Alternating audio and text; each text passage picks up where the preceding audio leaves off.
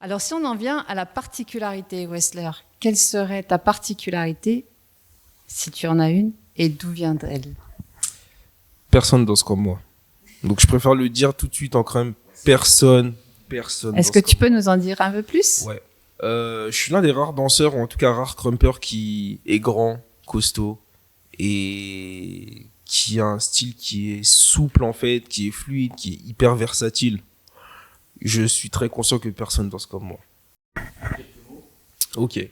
La différence dans mon style, c'est que je n'essaye pas de ressembler au créateur. Voilà, je l'ai dit. J'essaye pas de ressembler au créateur ou de danser pour remplir des cases, pour qu'on me dise ah il danse comme ça, là c'est propre, là c'est ceci, là c'est cela.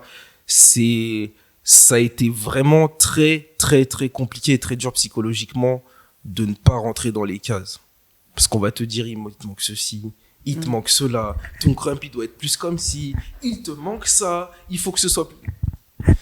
Au bout d'un moment, ça va 2 secondes et je pense que ce qui définit ton style, c'est juste une question d'intention. Si tu assumes ce que tu fais, que c'est différent et que tu montres clairement que quand tu danses, tu n'as pas envie de rentrer dans les cases, c'est ça qui crée une singularité. Moi, mon style, ça mélange la puissance, la fluidité et le changement de texture entre les deux. Ma particularité, c'est vrai que c'est une bonne question. Je rebondis sur ce que tu dis. En fait, la difficulté, c'est que tu dois acquérir un vocabulaire pour t'exprimer. Surtout, moi, je parle pour le lock, hein, d'accord? C'est un peu différent. Même si c'est aussi une danse qui s'est appris dans la rue, même si elle a été à un moment donné à la télé, mais c'est comme une danse de rue. C'est une autre époque. Il y avait, voilà, plein de gens qui improvisaient et qui rajoutaient des mouvements dans leurs improvisations. Et ils ont mis beaucoup de temps d'ailleurs à mettre des mots sur ces mouvements qui sont devenus après des terminologies, etc. Mais c'est 64, 65, 70. Et on est en 2021. À une époque, pour que ça passe l'Atlantique et que ça soit appris en France et en Allemagne, on a commencé à mettre des mots. Scooby-Doo, Scoobot, ta, ça s'appelle comme ci, comme ça. Transmettre. Sauf que ça, c'est de la forme, c'est pas du fond. Donc pendant longtemps, il y avait une sorte de forme qui se transmettait, que tu devais apprendre, sans même savoir des fois même ce que tu faisais. Et tu mettais beaucoup plus de temps à comprendre le fond de ce que tu étais en train de faire. Parce que c'est un peu différent, hein, notre histoire, parce qu'on n'a pas eu toute la source en même temps, puis il n'y avait pas YouTube, il n'y avait pas... moi, j'ai eu mon téléphone, j'avais 25 ans, c'était un talkie-walkie, il n'y avait pas Internet et tout ça, hein, d'accord? Donc, les choses, c'était très différent, la façon dont on transmettait. Puis après, donc tu vas apprendre d'abord, c'est vrai, à mon époque, nous, ce qu'on apprenait, c'était de la gestuelle, qu'on essayait de faire correctement et tout ça, mais c'est surtout le kiff qu'on a avec ses potes à faire cette même gestuelle. Puis après, avec la passion, tu creuses, tu vas rencontrer les créateurs, les gens, et c'est ça qui t'explique leur parcours, leur histoire, pourquoi ils ont inventé ci, ça, tu découvres pourquoi, dans quelles conditions ça s'est créé. Mais ces conditions, c'est pas ta condition. Mais c'est la condition qui a mis le lock à un moment donné en avant. Donc un parcours des gens par rapport à une histoire, par rapport à surtout l'histoire nord-américaine, hein, c'est très poussé à beaucoup de choses. Et donc là, ça commence à devenir passionnant parce que tu sens que ce que tu danses, ben il y a un vrai fond. Mais ça reste quand même, comme tu dis, des cases, parce que ça pourrait être écrit dans un livre. Et puis tu peux transmettre comme ça. Du coup, la question, c'est à quel moment tu deviens toi un danseur qui va contribuer à l'évolution grâce à ton corps et à ton cœur de cette discipline qui est là depuis là-bas. Sachant que nous ne sommes pas très nombreux les lockers, hein, globalement. Voilà, parce que c'est dans à la mode, bref. Bon, c'est un autre sujet, hein, on va pas s'embrouiller. Et du coup après tu commences à devenir moi je suis une femme, je me suis jamais posé la question, hein, si j'étais une femme ou un homme quand je dansais, hein. Tous les trucs, ouais tu danses comme une femme, comme ça, je m'en fous, parce que ça se voit que je suis une femme de toute manière, donc voilà. Donc je m'en foutais de ça, je voulais juste danser comme j'avais envie de danser, de ressentir le son. Mais c'est vrai que c'est grâce à la musique et à ma propre histoire, ma propre sensibilité musicale, que j'ai été chercher des choses plus loin dans le son. Je parle surtout du rhythm and blues, beaucoup plus loin. Si vous voulez, les caisses claires ne sont pas évidentes comme dans la musique hip-hop sont. Tu n'as pas encore The One, la grosse caisse de la funk. Donc, c'est très, très différent au niveau instrumental. Et c'est ça qui ma singularité, ma signature, c'est ma rythmique, mon flow. C'est-à-dire, si tu veux, moi, je suis une danseuse aujourd'hui et je le dis, je le revendique. Lady Del, elle a du flow, elle est funky. Mais ça, c'est pas donné à tout le monde. Parce que, il faut une âme. Parce que la soul, ressentir la soul, c'est de la générosité pure, désintéressée. Tu danses pas pour épater la galerie. Tu danses parce que tu aimes ça et tu espères que, voilà, ça passera le message. Après, quand il faut se battre, c'est un autre problème. Et puis, surtout, moi, ce que j'aimais, c'était de faire attention que le lock, qui est une danse de bras, qui danse beaucoup. Il faut dire peut-être aux gens qui vont écouter, locking, c'est très fluide. C'est pas popping, hein, d'accord? Parce que lock verrouillé, quand tu connais pas cette danse, tu crois qu'on fait le robot. Pas du tout, hein. Le lock, c'est de friser, de geler un mouvement très sec dans quelque chose de très, très fluide, hein. D'accord? Donc, c'est de la funk. C'est pour ceux qui ne connaissent pas, c'est plus comme James Brown et tout ça, d'accord? On est dans ces danses-là. Et du coup, moi, ma particularité, pour finir, c'est de faire attention que mes bras ne soient pas mon mouvement qui dirige, mais que ce soit mon sternum, et que du coup, tout mon groove, il est à l'intérieur. C'est une espèce de ternaire qui est complètement déstructuré. On danse pas sur des 1, 2, 3, 4, 5, 6, 7, 8, hein. Voilà. Ligne de basse, la ligne de basse, la batterie quand t'as envie, voilà. Et puis tu viens finir tes mouvements avec tes bras. Vous voyez, c'est un peu compliqué à expliquer comme ça, mais ça vient d'ici en fait. Et après il y a les bras, parce que c'est une danse de bras. Je sais pas si vous connaissez un peu le lock. Et faire attention parce que du coup après ça devient trop des bras. Et quand ça devient trop des bras, ça devient trop carré. Et du coup il y a un peu moins de ressenti pour les gens qui regardent parce qu'ils ont l'impression que ouais, tu t'énerves, pas du tout. Donc moi voilà, je suis plutôt calme. J'aime bien danser sur les musiques tranquilles. Par contre, j'aime bien la vibration rythmique. Voilà. Alors, moi, tout comme Wessler, j'ai eu un parcours assez ponctué, je dirais, parce que moi, on va dire que j'ai passé quand même la moitié de ma carrière à me trouver en termes de personnalité. Donc, je me suis, contrairement à Wessler, laissé guider par les opinions. Donc c'est un peu ce que j'ai fait, malheureusement. Je me suis laissé guider par les anciens qui m'ont donné des conseils sur ci, d'autres sur ça, etc., etc. Donc c'était beaucoup de termes techniques et dits disciplinaires dans le crump qui t'enferment dans quelque chose où tu fais des bases pour faire des bases, quoi. En fait, tu fais des bases, tu remplis un carnet de devoirs comme à l'école. Tu fais dictée, sujet verbe complément. Enfin voilà, en fait. Et moi, en fait, ce qui est paradoxal, c'est que je suis très doué à ça, en fait. C'est que j'étais très doué quand même, j'étais un très bon élève et je le suis toujours. Mais pour passer ce cap, en tout cas qui a fait que je suis devenu un grand artiste et un crumper reconnu, c'est que je ne me trouvais pas en termes de personnalité. Je ne me trouvais pas en termes de personnalité parce que justement, je m'enfermais dans ces cases-là. Donc, si je dois définir mon style, quand j'ai réussi à réunir toute cette personnalité, à enfin la comprendre et l'assimiler, moi j'ai, on va dire, 3 styles de crump. Je vais pas tous les expliquer, mais je vais les définir en 3 mots. Ça serait bruyant, donc noisy, titan. Donc titan, pourquoi? Parce que ma version, moi, quand je me vois crumper, en fait, j'ai l'impression de faire 40 mètres de haut et d'écraser des gratte-ciel, tout simplement. Et la troisième, ça serait la guerre. La guerre, pourquoi? Parce que j'ai toujours été, faut pas le prendre mal, mais j'ai toujours été fan, en fait, d'armes à feu.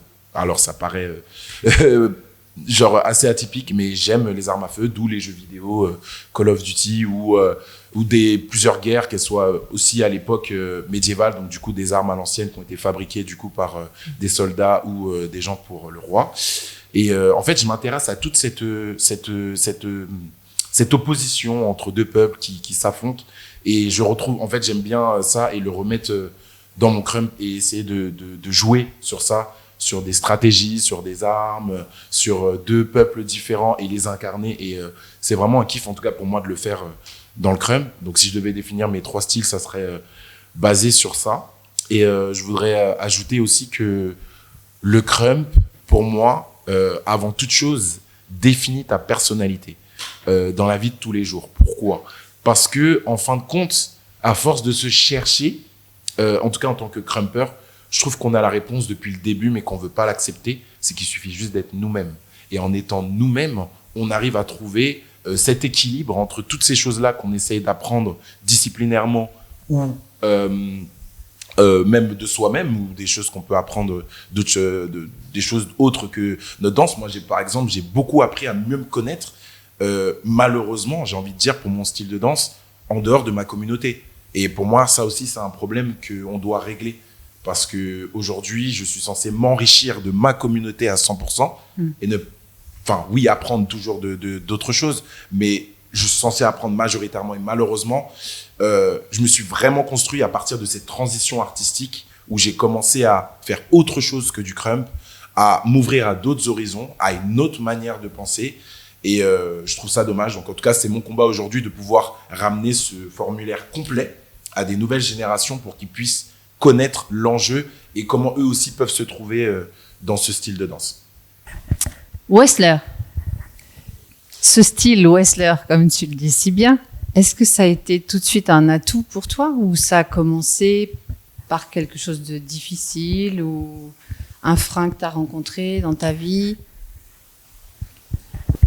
Alors, faut savoir que moi, mon crew, qui est le Real Underground, a été pendant très longtemps la bête noire du crump game, dans notre histoire du crump français, dans le sens où on était considérés comme les bad boys, les fouteurs de merde, ceux qui sourient pas, qui sont pas là pour partager en fait. Donc c'est une image qui nous a collé pendant très longtemps.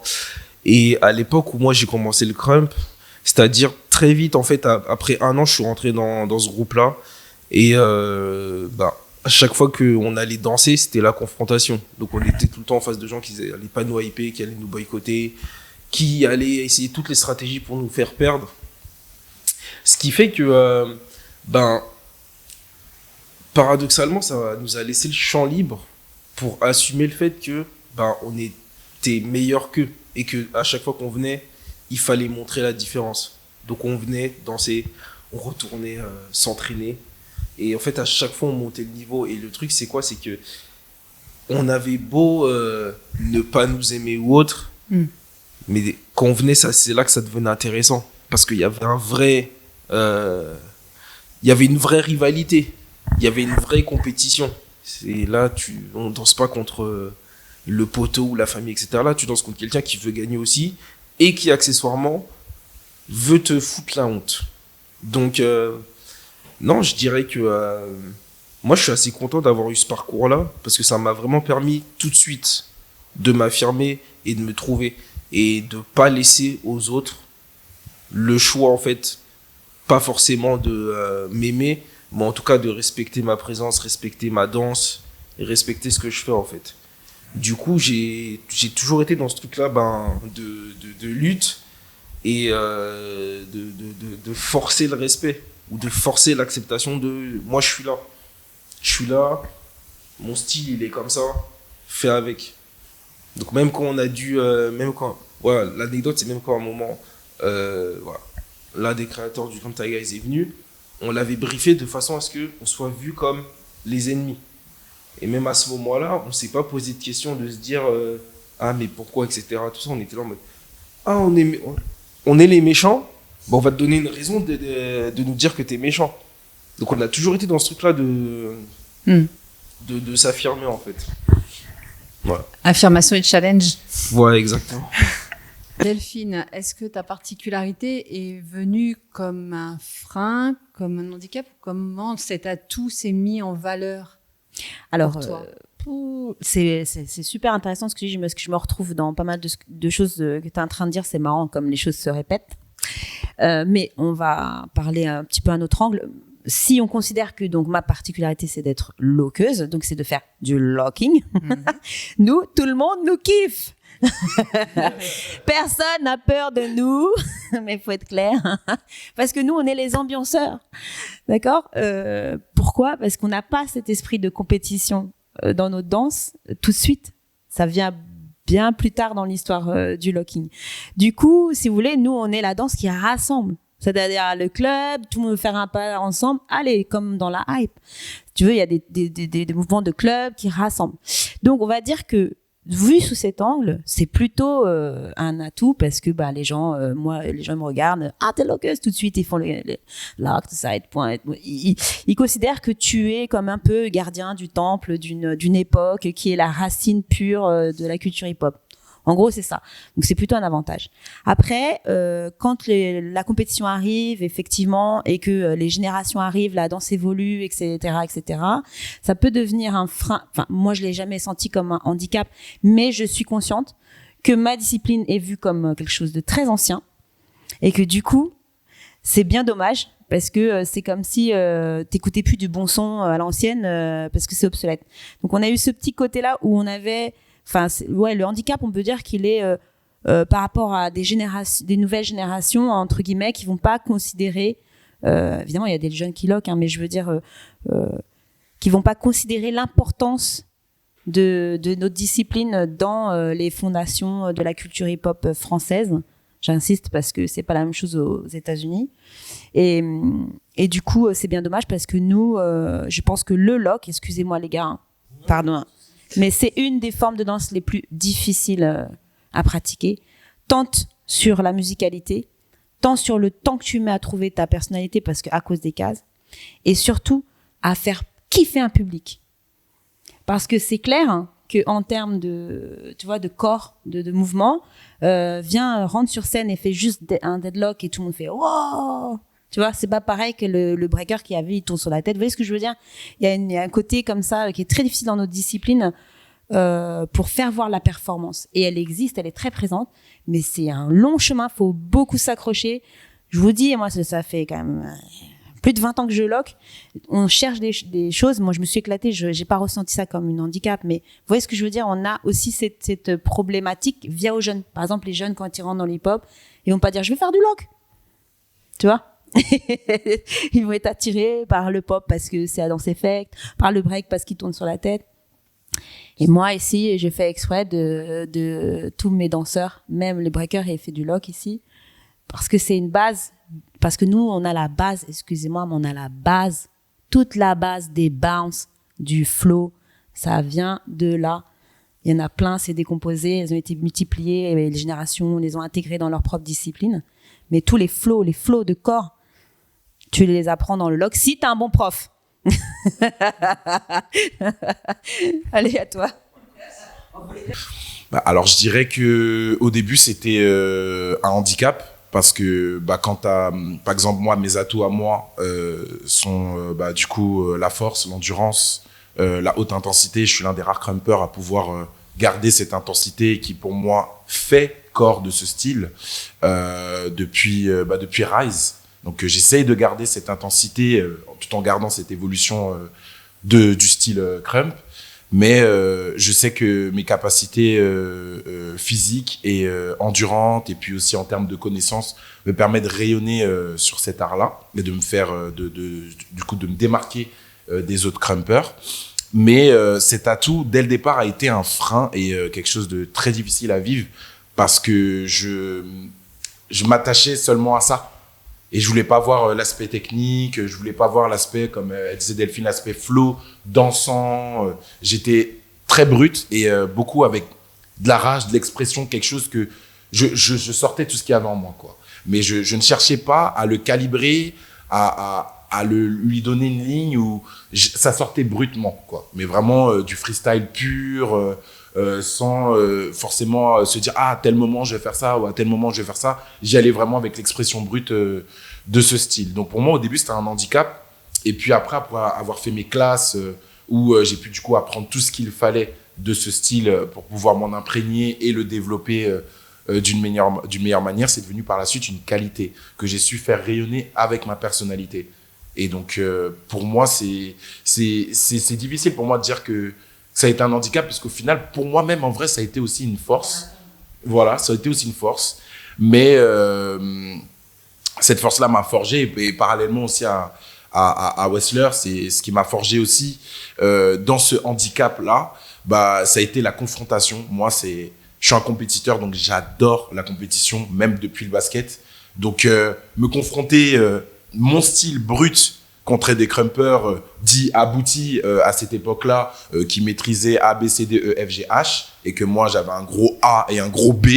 Et du coup, c'était vraiment ça en plus à l'époque. Et du coup, c'était une guerre d'opposition constante avec les autres danseurs et bah, aussi les gens d'autres crews qui partagent aussi d'autres opinions, parce que faut comprendre que chaque crew avait une opinion de cette danse, et mais on avait toujours le même combat de développer aussi cette culture. Donc bah moi, contrairement, on n'a pas été le truand, enfin comme dans le film La Bête le truand, enfin voilà, il y a toujours un truand. Et moi en fait j'étais dans un crew qui s'appelait X2Bok que j'ai quitté. Et ce crew-là, en fait, on avait plus une dimension de rivalité avec, pas forcément avec Real Underground, parce qu'on s'est toujours bien entendu avec eux, mais avec d'autres crews, par exemple. Et cette dimension de rivalité, bah, pour moi, elle m'a mis en avant, elle m'a permis même de mieux me construire, puisque j'adore la compétition.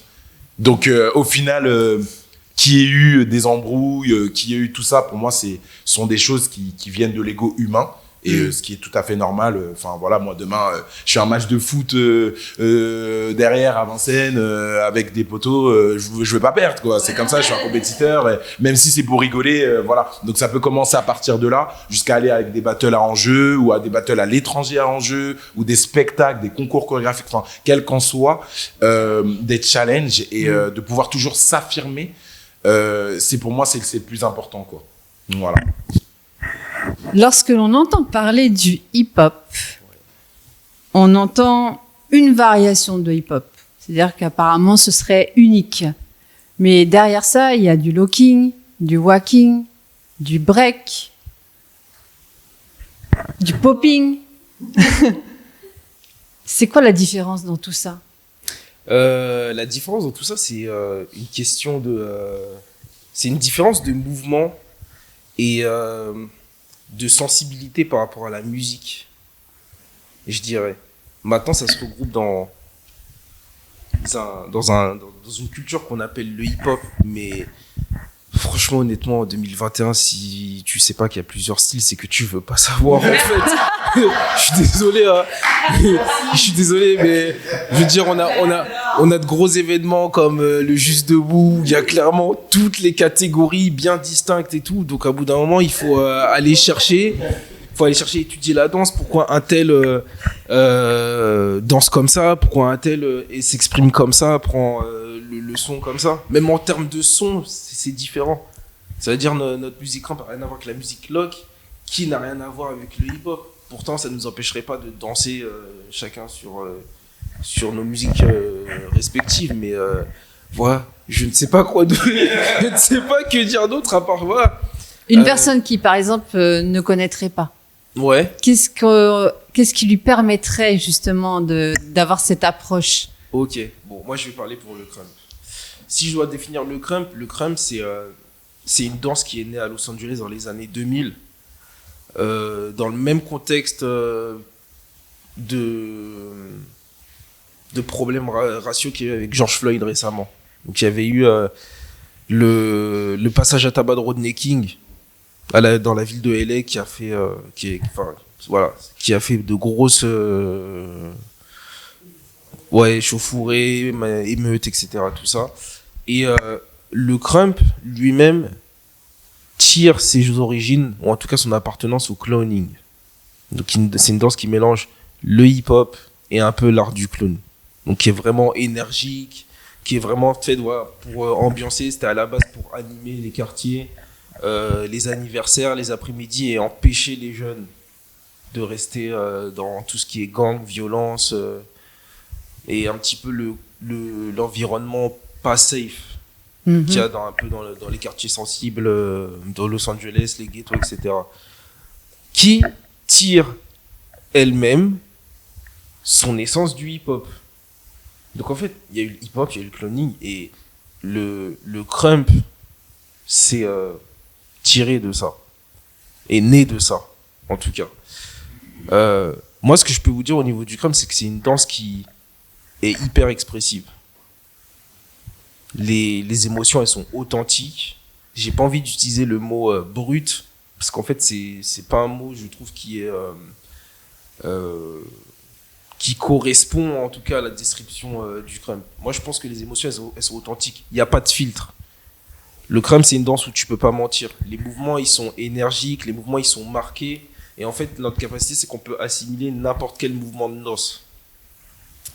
Et je peux pas être d'accord avec les gens qui, voilà, dès qu'ils nous voient, les crumpers, la colère, nanana, les crumpers fous. En fait, non. Quand vous allez voir un match de boxe et que vous voyez les boxeurs tout donner sur le ring, personne dit que ce sont des sauvages. Quand vous voyez un athlète qui sprint ou qui soulève du poids et qui va en mode beast mode, il crie, etc., tout ça, il se dépasse, personne dit que c'est un sauvage. Le crump, c'est pareil. C'est une danse c'est le dépassement de soi. Et c'est une danse qui se danse à 100% dans le sens où il n'y a pas besoin d'envoyer de la force, de la vitesse partout, mais c'est juste que ça tire dans ton fort intérieur. Et ton fort intérieur, c'est ton vrai toi et tu peux pas mentir avec ça. Tu peux pas mentir avec ça. Donc c'est pour ça qu'on dit que c'est authentique, parce que dès que vous mettez un filtre ou vous essayez de jouer quelque chose que vous n'êtes pas, ça se sent tout de suite avec le crump. La culture hip-hop, c'est la grande question. Comme tu as très bien expliqué ce qu'était le crump, et j'adore. Parce que c'est parfait. Tu dis les bonnes choses. Beaucoup de danseurs hip-hop qui ne font pas du crump ont vécu et ressentent exactement la même chose que toi. Ce qui est vrai, c'est que dans ta discipline, qui est jeune, qui vient d'arriver, il y a une capacité, liberté de mouvement moins imposée que dans des danses, on va dire, plus techniques. Mais si tu veux, c'est un malentendu. C'est-à-dire que nous, danseurs old school, nous avons la même liberté que toi. Et les gens qui ont inventé la old school avaient cette grande liberté. Tu as une trentaine de styles de popping différents, boogaloo, robot, trentaine de styles, qui, avec le temps, s'est synthétisé en 4 styles ou 5 styles. Parce que l'histoire, c'est ça, c'est comme un entonnoir à l'envers. Beaucoup commencent, peu finissent. Au début, tu as vaste chose, puis se résume, etc. Donc, dès que tu commences à écrire, tu résumes. Dès que tu résumes, tu oublies. Donc, tu oublies, les gens ont des parcours. L'histoire de la culture hip-hop, depuis qu'elle est née, depuis le gars qui a inventé sur son bout de carton les passe-passe, est exactement dans la même liberté que toi. Nous sommes tous issus de contre-cultures. Nous sommes des contre-cultures qui se démocratisent et qui deviennent des cultures. Et à partir du moment où elles deviennent des cultures, ça pose un problème, parce que justement, la case. Qu'est-ce que c'est la case? Donc le crump, c'est la même histoire. Et c'est pour ça qu'on se reconnaît dans le crump, nous, danseurs hip-hop, même si c'est une branche, c'est une danse parallèle de la culture hip-hop. Donc, si on veut expliquer au public large, j'exclus le jeune qui pratique déjà, qui peut demander à son prof, effectivement, aller voir un battle, si t'as pas compris, bon, c'est vrai qu'on s'inquiète. Mais d'une façon plus générale, peut-être les gens qui regardent, et même des gens danseurs, c'est-à-dire des gens qui dansent, mais autre chose. La danse latine, ou le classique, ou peu importe, ils ont encore aujourd'hui une mauvaise connaissance de la culture hip-hop, c'est sûr et certain. D'accord? Est-ce que c'est grave? Ce n'est pas grave. Est-ce qu'il faut le mettre dans un livre? Pas obligatoirement. C'est bien de le dire comme ça aussi. Donc, il y a la culture hip-hop française et il y a la culture hip-hop américaine. Comme on va peut-être faire la distinction, moi je vais parler juste général. D'accord? Tu imagines que c'est comme un arbre. Vous avez tous fait un arbre généalogique. Voilà, monsieur, madame, enfant qui regarde. Tu imagines un arbre. Tu as un tronc, cet arbre-là, et on va dire que ce tronc-là, c'est les 3 piliers. On expliquera après qu'il y a vraiment des différences dans ce pilier. Mais si on veut vraiment vulgariser au maximum, ce tronc, c'est les 3 danses fondamentales du hip-hop. C'est-à-dire, c'est les fondements. Ça veut dire c'est sur ces danses-là que tout le reste est arrivé. D'accord? Donc, tu as les funky stylers qui sont nés de la côte ouest, comme vous, Los Angeles, San Francisco, etc. Dans ces funky styles, tu as donc funk, c'est des gens qui dansent sur la musique funk. Vous avez les lockers en premier et les poppers en deuxième. Quand je vous dis en deuxième, c'est genre 2 ans d'écart. Enfin, attention, 68, 70, 72. Bref, on peut pas dire que c'est des générations non plus. Ces danseurs-là, c'est des danseurs de club. Ils dansent dans les clubs. Il y a le Soul Train qui va démocratiser la culture noire américaine à la télévision. C'est la première fois qu'on verra la musique noire américaine comme des stars. Ils vont tous y aller. Ils vont. Ça va être un but pour eux. Voilà. Et ils vont y aller. Ils vont faire des sortes de battles. Mais sauf que c'est de Soul Train. Pareil, il y aura toujours cet enjeu de gagner, de se surpasser, de faire des choses différentes. Et c'est aussi pour ça que ces danses vont émerger. D'accord? Donc là, vous êtes dans la funk. Là, c'est le locking et c'est le popping. Pop boogaloo, on dit pop boogaloo. Et voilà, vous avez le strut, tout ça. Il y a des courants de San Francisco, patati patata. Évidemment, c'est vaste parce qu'on raconte l'histoire de vie des humains, des gens qui ont mis leur vie là-dedans. Donc, c'est très vaste et heureusement, c'est un puits sans fond. Il y a 1 milliard de choses à apprendre. OK? Ensuite, sur la côte Donc de l'autre côté, en 75, et c'est pareil, hein, je synthétise, vous avez le break, d'accord? Les b-boys et les b-girls. C'est à cet endroit-là que va naître le mot hip-hop, qui n'existe pas à Los Angeles avant 75, d'accord? Le mot hip-hop, ça vient du Bronx, d'accord? C'est un super DJ qui s'appelle Kool Herc, donc qui l'a mis. Afrika Bambaataa rebondit dessus. Ils ont créé la Zulu Nation parce que ils subissaient le ghetto, parce qu'il y avait aussi des morts et qu'ils voulaient, dynamiser, comme tu dis, toute la misère qu'il y a là-bas. Hein. Donc on est bien dans la contre-culture. Hein. On crée quelque chose en opposition à ce qui existe déjà, comme le jazz, comme plein de danses en fait, d'accord? C'est ça qui est intéressant. Donc ça c'est le break. Le break, c'est ce qui se danse au sol. Break parce qu'on danse sur du breakbeat. Les breakbeats, sont les breaks instrumentaux dans la musique funk. Et à un moment donné, c'est un pont instrumental. Il y a personne qui chante, c'est que de l'instru. Là-dessus, les DJ scratch, ils kiffent, ça crée les danseurs, etc. Pourquoi ces gars-là, ils vont se mettre à tourner sur la tête, etc. Tu vois, la créativité. Pourquoi d'un seul coup, le gars, il met ses mains par terre? Enfin, je veux dire, tout le monde danse debout et le gars, il danse par terre. Donc, cette liberté, etc. Il y a des rapports, je ne vais pas rentrer dans toute l'histoire du break. C'est eux qui vont inventer le cercle, le cypher dans le sens du défi, le battle, comme on dit aujourd'hui, le battle, le défi, pas la battle, ça c'est bien de le dire aussi, parce que comme ça, voilà, c'est dit le battle. Non mais nous en même temps c'est bien, ça nous fait rire aussi, voilà.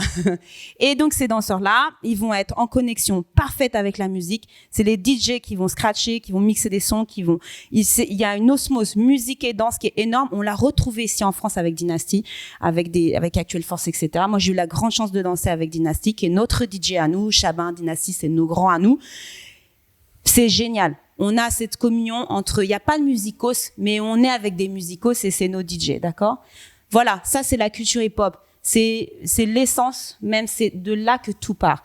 Mais c'est l'histoire de musique, c'est l'histoire de la musique, d'accord? On écoute de la funk. Bon, avant il y a le rhythm and blues, c'est très généreux. Et après il y a la disco qui arrive.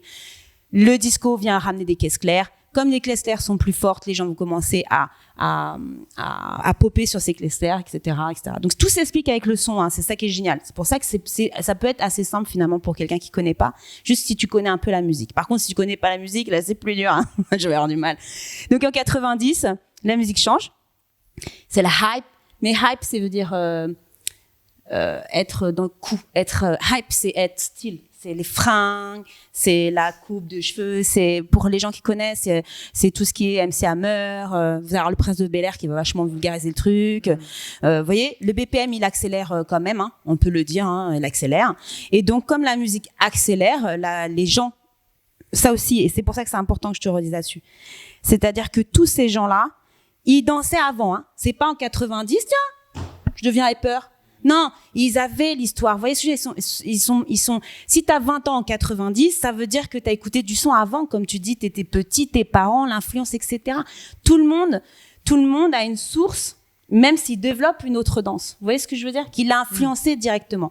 Donc, ces gens-là, ils vont créer ce qu'on appelle la middle school. C'est-à-dire, vous avez la old school, comme je l'ai dit, le tronc. D'accord? Ces trois danses-là, le lock, le pop et le break. Ensuite, le tronc va commencer à s'ouvrir. Il va y avoir encore un tronc commun qu'on appelle, on arrive près des branches, là, ça s'appelle la middle school. C'est toute une époque musicale où on va danser la hype. En France, on dit la hype, mais on a dit aussi New Jack Swing, etc. Donc, c'est les sons de notre génération. Nous, les gens de 46 ans, c'est vraiment notre génération. Donc là, c'est très sauté, c'est très tonique. Il y a beaucoup de steps. C'est vraiment du foot, tac, tac, tac. Il y a moins de bras.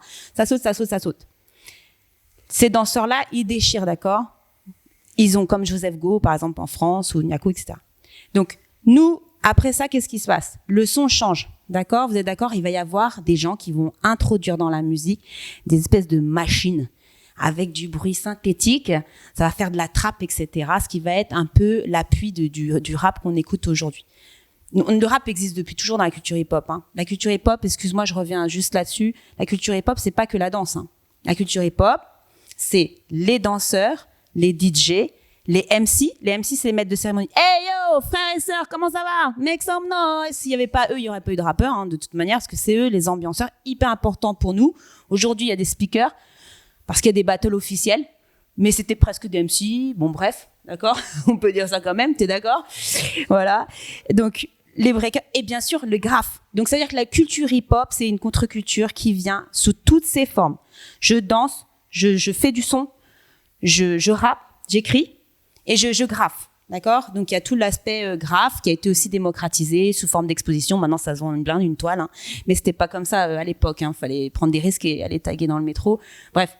Donc, là aussi, il y a une super histoire. Il y a de l'illustration, il y a tout ça. Et puis, il y a le 5e élément qui est peu dit et qui est là, c'est le knowledge. C'est le savoir, les sages. Nous, on a des sages dans notre culture. C'est le 5e pilier de la culture hip-hop. Donc, il y a les formes et la sagesse qui réunit les formes. C'est ce qui s'est un peu perdu, c'est ce que vous essayez de mettre aussi dans le club, j'imagine. Ce qui est fondamental, parce que regarde tout ce que je sais et je synthétise, c'est un pouvoir pour tout le monde de se cultiver, mais comme jamais, hein, d'accord? Donc, Middle School, c'est la hype. Ensuite, la musique change et on va avoir des courants avec le LA style, alors le New York style, alors ici on dit New Style, alors après c'est un peu le bazar, hein. New York Style, New Style, Hip Hop, Freestyle, Hip Style, si tu veux. En fait, aux États-Unis, nous en France on a besoin de mettre des cases. C'est pour ça qu'on met des cases pour vous expliquer. Aux États-Unis, le hip hop c'est un état d'esprit. Aujourd'hui, un danseur qui fait la New Style comme nous dit hip hop là-bas, mais quand tu faisais de la hype en 90, c'était aussi du hip hop, etc. Vous voyez, ils ont pas changé le mot hip hop en fonction des styles de danse. C'est pour ça que c'est compliqué pour les gens de comprendre. Il y a la culture hip hop. Et dans la culture hip-hop, il y a la discipline hip-hop freestyle, hip-hop style. D'accord? Voilà. Et donc, c'est ça aussi, il y a des courants. Et puis après, il y a les danses parallèles. Tu l'as mis dans ton interview, je l'ai lu, le walking. Le walking, c'est une danse parallèle, c'est une autre branche qui est née aussi en 70, hein, c'est de la funk, etc. Mais là, vous êtes plus dans le courant punking, walking, vogue.